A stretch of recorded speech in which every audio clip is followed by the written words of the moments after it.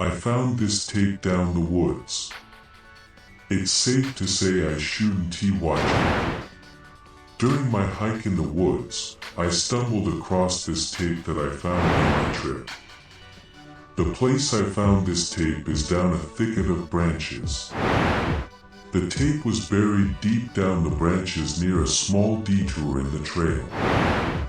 The only reason I found this tape is after we cleared this small pile for us to set up camp, there it was, a tape lying underneath the pile. It's almost as if someone was hiding this thing underneath the pile. I grabbed it and stashed it in my bag for the future, and I continued on with my hike for the next couple of days. When I got home, I then looked closely at this tape that I just got. The tape is a VHS tape with a paper note titled "For Mom."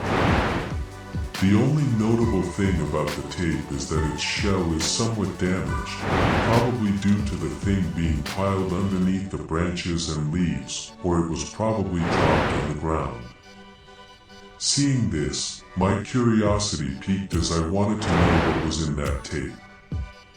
I decided to buy a tape recorder, the cheapest one I can possibly find. I scoured the internet for an old tape recorder, and I found an absolutely cheap one for only $5. Its owner, a young man living in a modest house doing a garage sale. He told me that he decided to sell off some of his father's belongings as he doesn't need any of it anymore, and he is willing to get rid of it for an absolutely cheap price. I bought it, plugged it in my TV, and finally, I placed the tape inside the recorder and played it. The recorder was that archaic as the quality of the image was compressed in a 4:3 format, which meant it left lots of space to the side of my TV screen. The recorder began to play the footage in it. The footage starts with a man recording their journey in the woods, just walking by the trail. The camera person wandered aimlessly in the woods, only stopping when he wanted to point the camera somewhere else and look around. This went on for a couple of minutes before I finally saw something that raised my eyebrows. When the camera person walked towards a thick set of bushes, he then began to point the camera somewhere, but at first it was completely out of focus when we saw it.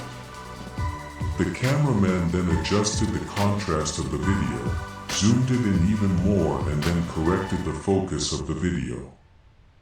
It revealed a small house in the distance, situated on top of a small hillside connected by a dirt driveway leading downhill.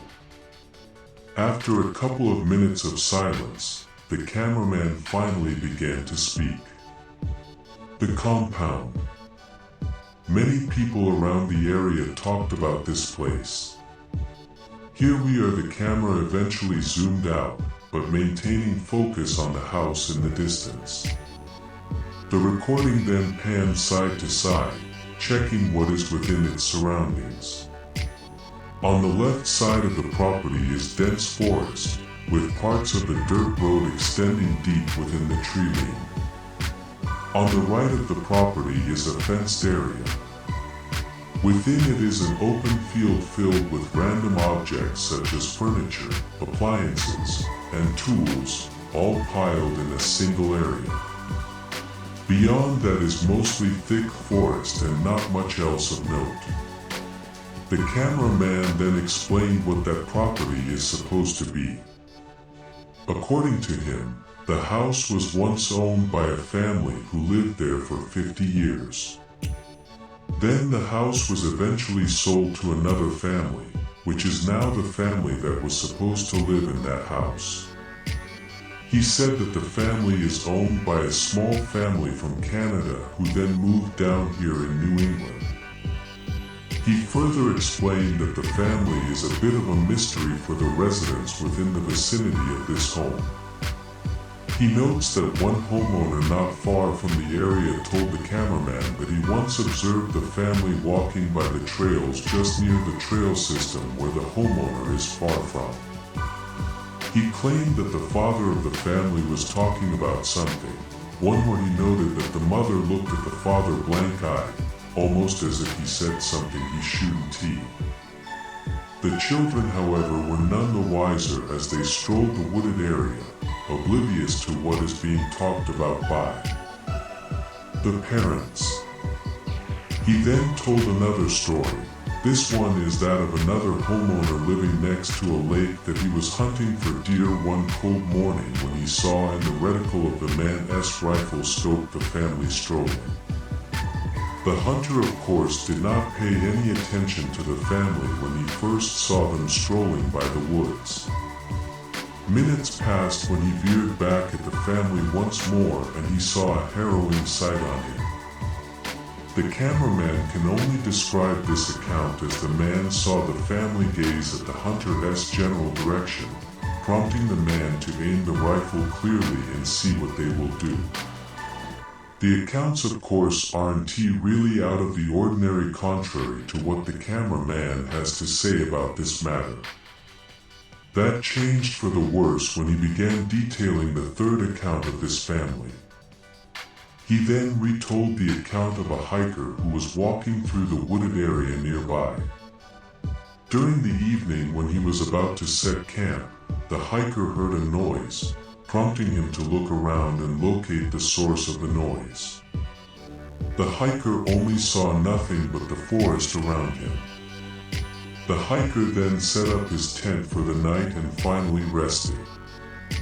That was until he saw a silhouette of a person standing directly outside his tent, alarming the hiker.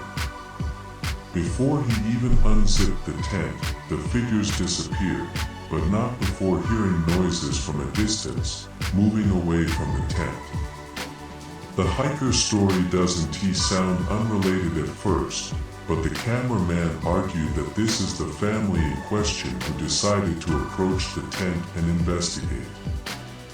He claimed in his own recording that the family wanted something to anyone who is in the proximity of their property, and that they will do something about it if there was any issue. Sounds like someone telling a random person to leave the property if you ask me, but what do I know? The cameraman then began to make a move towards the property and walked towards the house itself. He descended down the slope facing the property and began to sneakily bolt it towards the nearby bushes. There, he hid underneath the bushes, and once he felt secured in his hiding spot, he continued to talk honestly. I thought about it for a while.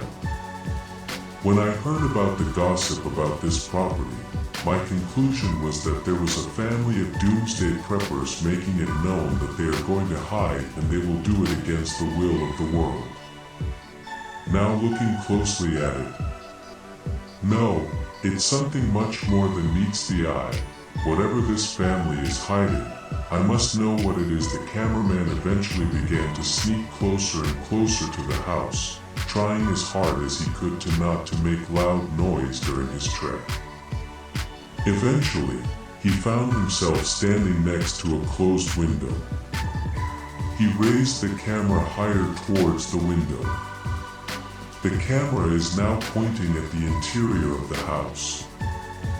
As the camera pans side to side, showing me the interior of the house, I see that the house that he was recording is empty. Sure, the kitchen furniture like cabinets and the tabletop is there, but there was no fridge, no stove, none of that in the kitchen at all. The cameraman, of course, did not see what the camera was showing me, which means that when I saw a shadowy figure standing in the far end of the house within the darker spots of the house, the cameraman did not even see it at all. The camera eventually pointed back outside, first to the ground and eventually the legs of the cameraman. Okay, this is the house of the family. I'm going to see what's in there first before I get in. The cameraman then stood up and peeked through the window. As expected, the cameraman was confused at the sight I saw prior when I heard him mutter, "Where the hell is the furniture of this place?" He then gets an even clearer view of the interior. Strange, there is nothing inside this place, he muttered, barely audible within the tape itself.